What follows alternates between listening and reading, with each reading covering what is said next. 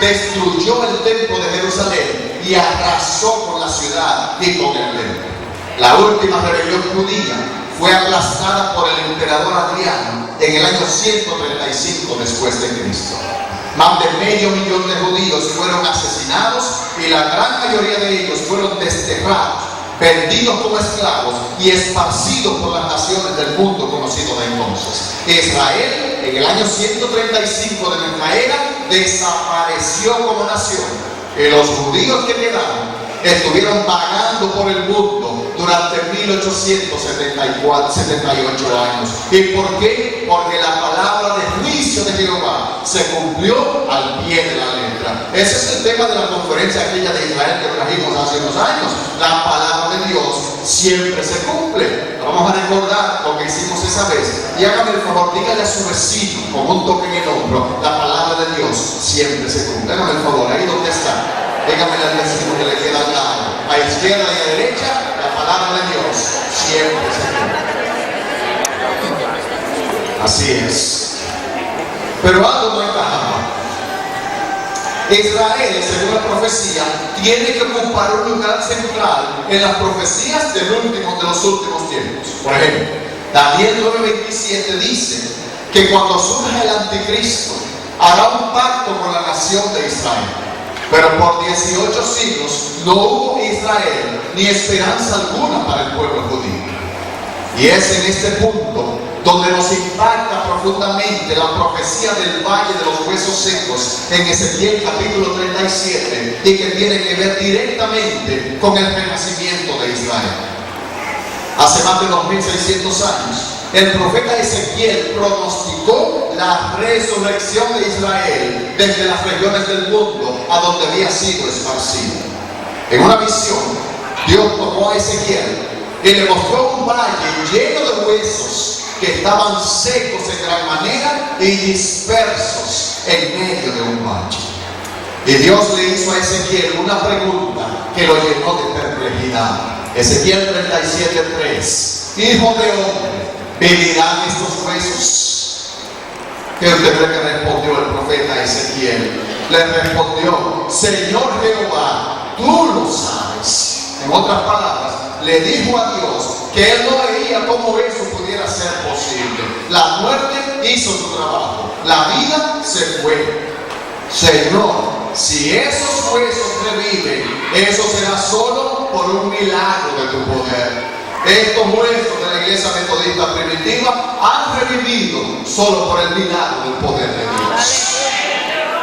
Así que en respuesta a la pregunta de Ezequiel, Dios le dijo algo que hiciera sumamente extraño, Le pidió que le predicara la palabra de Dios a esos huesos secos. ¿Qué le parece? Verso 4: me dijo entonces: profetiza sobre estos huesos y diles: huesos secos, oíd palabra de Jehová. Hermanos, ¿no fue ese el sermón más extraño a la congregación más difunta de toda la historia de la congregación? A pesar de su sorpresa, la fe de Ezequiel conquistó las limitaciones de su mente carnal y el profeta obedeció la voz de Dios. Y esto es un hecho bíblico establecido, mis hermanos. La obediencia produce bendición y la desobediencia produce juicio y castigo de parte de Dios. Así que Ezequiel miró hacia el valle de los huesos que estaban secos y les predicó este sermón. Ezequiel 37:5: así ha dicho Jehová el Señor a estos huesos: he aquí, yo hago entrar espíritu en vosotros y viviréis, y pondré tendones sobre vosotros y haré subir sobre vosotros carne, y os cubriré de piel y pondré en vosotros espíritu y viviréis y sabréis que yo soy Jehová. Alza tu mano al cielo y decláralo: Él es Jehová. Él es Jehová. Ezequiel proclamó que Dios iba a hacer un trabajo sobrenatural que provocaría que esos huesos secos, dispersos y sin vida, volvieran a la vida. Dios iba a revertir el proceso de la muerte y de la corrupción. Así que en perfecta obediencia a la palabra de Dios, Ezequiel dijo lo siguiente: 37:7-8: profeticé pues como me fue mandado, y hubo un ruido mientras yo profetizaba, y he aquí un temblor, y los huesos se juntaron cada hueso con su hueso. Y miré, y aquí tendones sobre ellos, y la carne subió, y la piel cubrió por encima de ellos, pero no había en ellos espíritu. Note que la restauración a la vida de los huesos fue un proceso, no sucedió al instante. Los huesos estaban secos y dispersos por un largo tiempo. Esos huesos secos en la visión de Ezequiel representan a la nación de Israel, sobre todo durante la diáspora que comenzó en el año 70 después de Cristo. Muy gradualmente los huesos se juntaron, los tendones y la carne subieron y la piel cubrió por encima de ese cuerpo. Fue en ese punto de la restauración gradual de Israel que en el año 1878 Teodoro Herzl fundó la organización sionista en Suiza y empezó a llamar a los judíos de vuelta a Israel. Los tendones y la carne comenzaron a subir sobre los huesos a medida que más y más judíos fueron llegando a Israel y empezaron a transformar el desierto en una rosa. Llega el siglo XX y para asombro del mundo se produce el mayor milagro profético de los últimos tiempos que encontramos en Isaías capítulo 66, versículo 8. Pregunta Jehová: ¿quién oyó cosa semejante? ¿Quién vio tal cosa? ¿Concebirá la tierra en un día? ¿Nacerá una nación de una vez? ¿Cuándo se cumplió esto? Esta impresionante profecía se cumplió el 14 de mayo del año 1948.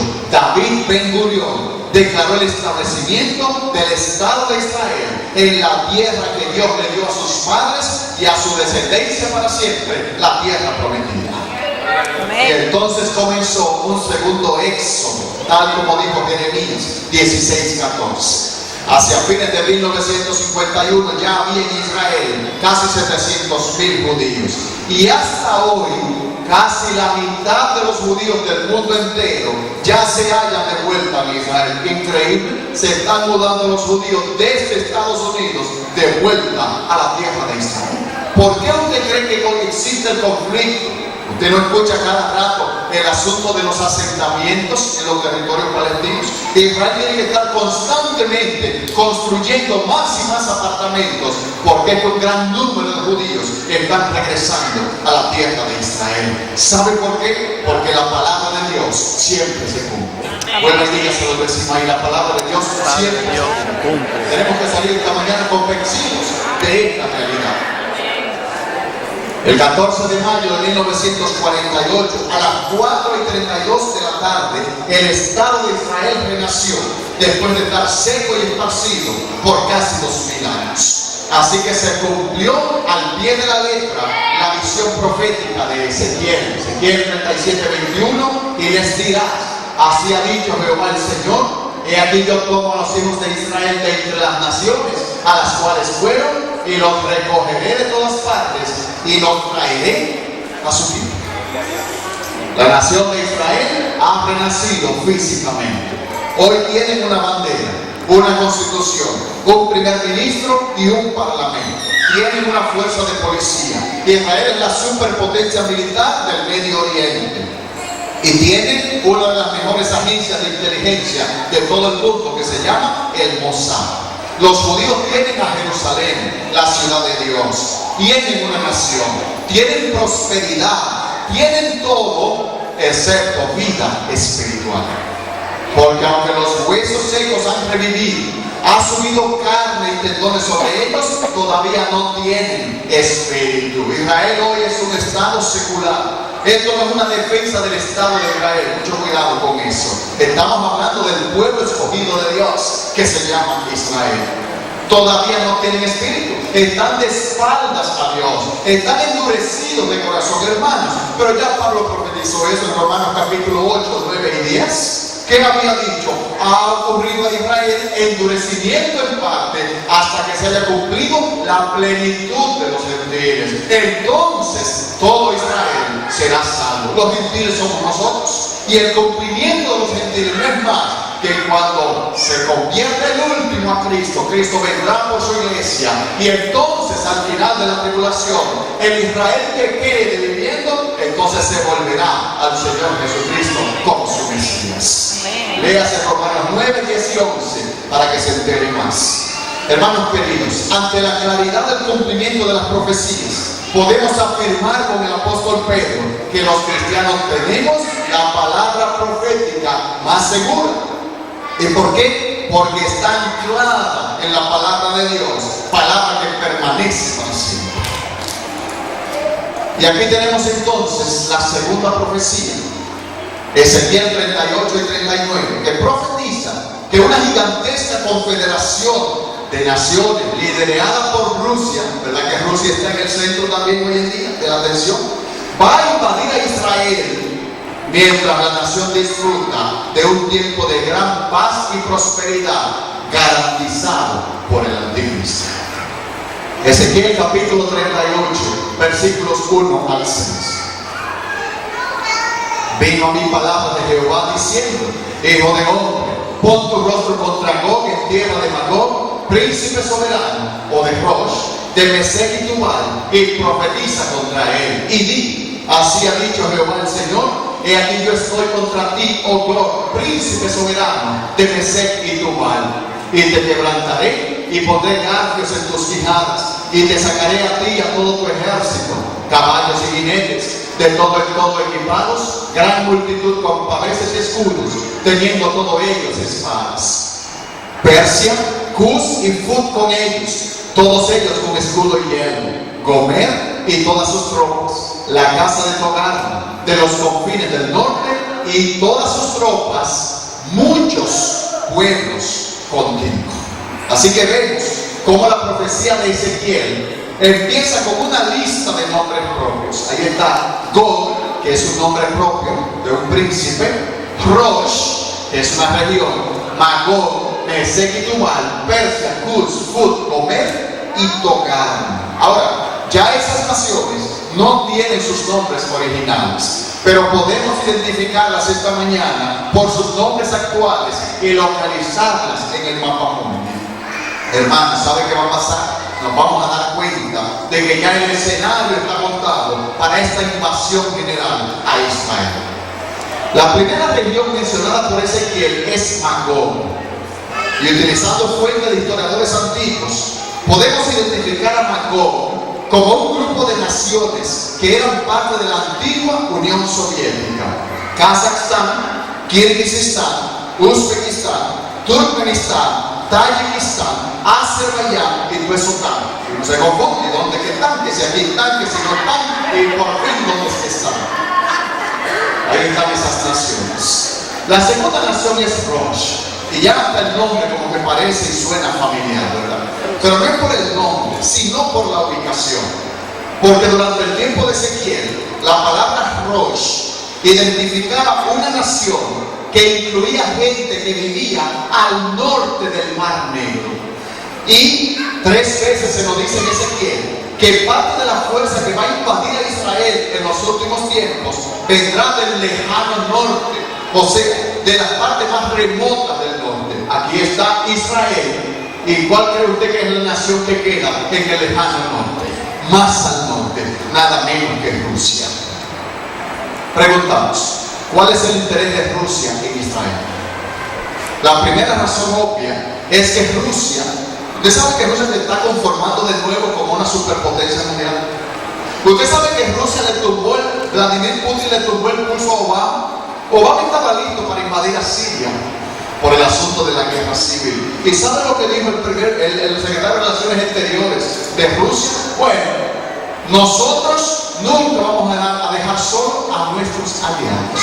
Como Siria es aliada de Rusia, ¿qué fue lo que le dijo? Mira, si tú te atreves a invadir, te va a encontrar de frente con nosotros. ¿Verdad que se echó para atrás la administración norteamericana con Siria? Rusia le tumbó el pulso. Rusia está creciendo cada vez más. Y usted sabe cuál es la sangre de la economía de este mundo: el petróleo. Rusia está sedienta de petróleo para poder alcanzar el estatus de superpotencia de nuevo. Ahora bien, algo lógico: Israel no tiene petróleo, pero los árabes sí. Así que por lógica, si yo soy enemigo de tu enemigo, ¿qué pasa? ¿Yo soy tu amigo entonces? Sí. Dígame si no. Sí. Por eso en las guerras árabe-israelíes del siglo XX, Rusia siempre estuvo al lado de los enemigos de Israel. Egipto, Siria, Jordania e Irak. Todas esas armas contra Israel son de fabricación rusa. ¿De dónde vienen los cohetes que los palestinos disparan contra Israel? Son cohetes Katyusha de fabricación rusa también. Rusia sigue apoyando a las naciones árabes y seguirá apoyándolas. Los próximos nombres que encontramos en el mapa mundi son Mesec y Tubal. Y los expertos han identificado estas naciones como que estaban ubicadas al norte de Turquía. Y Turquía es un país musulmán. Ya eso,